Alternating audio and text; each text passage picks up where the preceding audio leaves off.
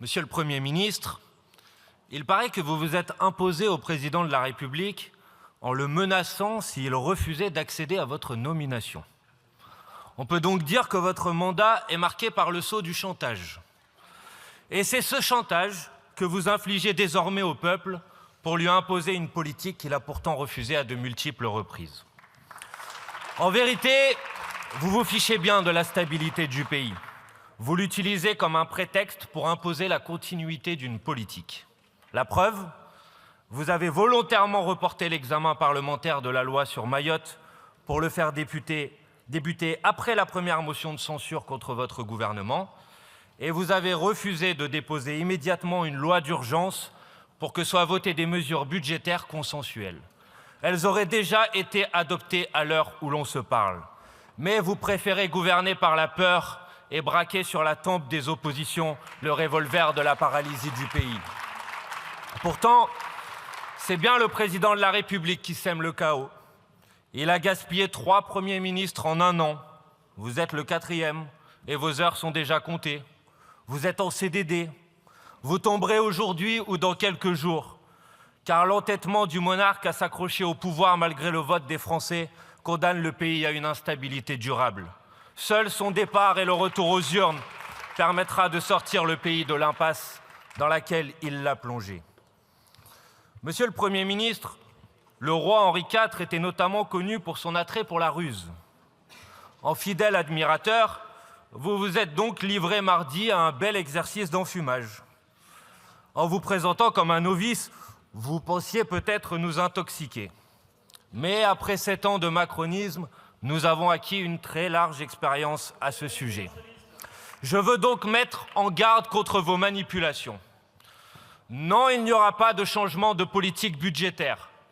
En décidant de repartir du budget austéritaire et injuste du gouvernement précédent, vous rendez tout simplement impossible l'ajout de nouvelles recettes par la mise à contribution des plus hauts patrimoines ou des plus hauts revenus.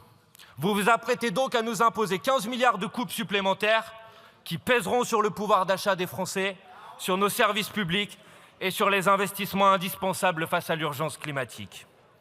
Non, il n'y aura pas d'abrogation de la retraite à 64 ans. Vous avez pourtant déployé tous vos talents d'illusionniste pour faire croire aux uns que les choses bougeront et aux autres qu'elles ne bougeront surtout pas. Vous avez ainsi annoncé le lancement d'un conclave censé permettre la renégociation de la réforme injuste et inhumaine que vous avez imposée par 49.3 il y a quelques mois.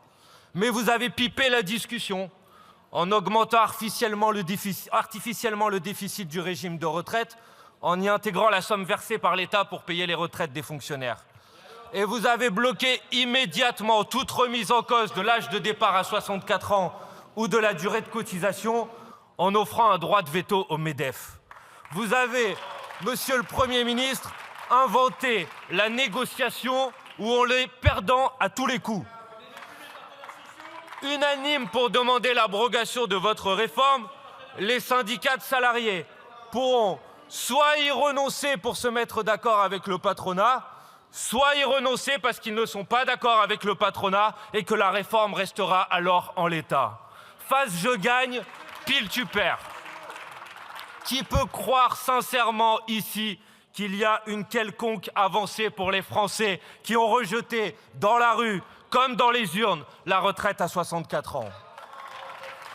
Monsieur le Premier ministre, si vous étiez réellement ouvert à la discussion sur ce sujet, vous laisseriez les parlementaires se prononcer sur l'abrogation de votre réforme, comme nous l'avons proposé en novembre dernier. En démocratie, c'est parfois bien de laisser voter les représentants du peuple. Non, il n'y aura pas d'avancée sociale ou démocratique. Vous avez rendu mardi hommage au mouvement des Gilets jaunes pour faire oublier que vous proposiez à l'époque d'envoyer l'armée pour le réprimer. Mais vous continuez à refuser chacune de ces revendications. Pas de coup de pouce pour le SMIC cette année, pas de blocage des prix face à l'inflation, pas de retour de l'impôt de solidarité sur la fortune, pas de référendum d'initiative citoyenne. Vous préférez offrir le cumul des mandats pour les notables plutôt que de nouveaux droits démocratiques pour le peuple. Non, il n'y aura pas de prise de conscience face à la catastrophe du changement climatique et à l'effondrement du vivant. Alors que le seuil des 1,5 degrés de réchauffement par rapport à l'ère pré-industrielle a été franchi avec 75 ans d'avance sur l'objectif des accords de Paris, vous refusez toujours les milliards d'euros nécessaires à la bifurcation écologique. Et monsieur le Premier ministre, ce ne sont pas vos métaphores sur les poireaux qui masqueront la continuité d'une véritable politique de destruction de la biodiversité. Non, il n'y aura pas de respect dû enfin à nos compatriotes des départements dits d'outre-mer. Alors que la vie y est plus chère que jamais et que l'accès à l'eau n'y est pas partout garanti, vous restez sourds aux demandes d'égalité. Vous avez abandonné depuis des années nos compatriotes de Mayotte.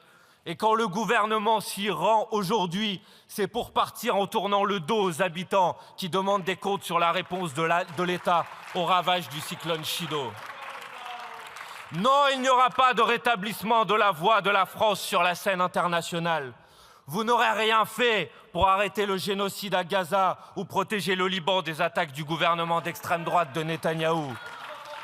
Et vous préférez laisser votre pyromane de ministre de l'Intérieur organiser une escalade délétère et irresponsable avec l'Algérie. Vous le voyez, monsieur le Premier ministre, les raisons de vous censurer aujourd'hui sont nombreuses.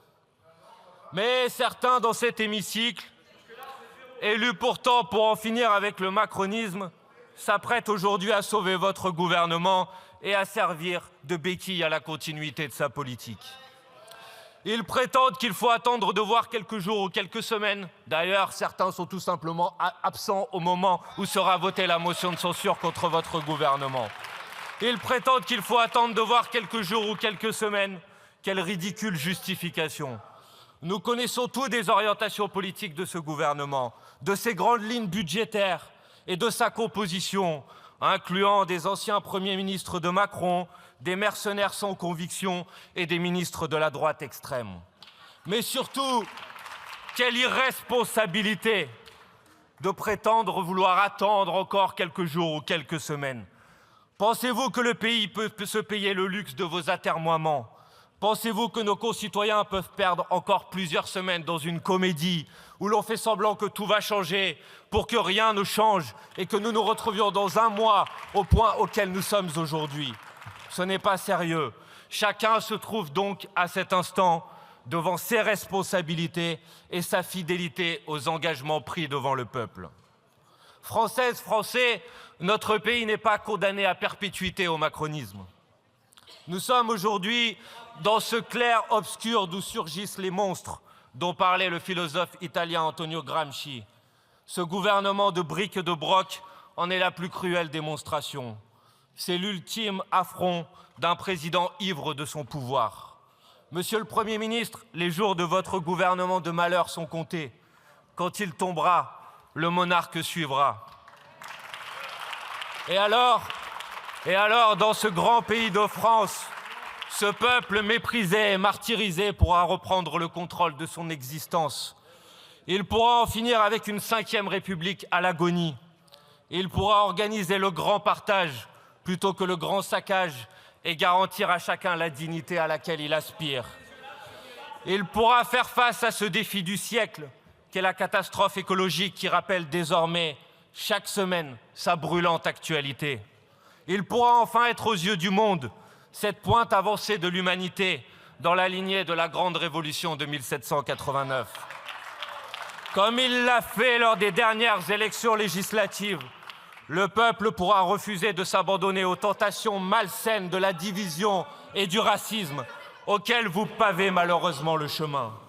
Monsieur le Premier ministre, c'est cette nouvelle France fidèle à sa maxime liberté, égalité, fraternité qui attend son heure. Vous pouvez toujours nous faire perdre du temps. Vous n'empêcherez pas son surgissement. En cette froide journée de janvier, je fais donc mienne la parole pour conclure d'Albert Camus. C'est finalement au plus fort de l'hiver que j'ai compris qu'il existait en nous un invincible printemps. Merci.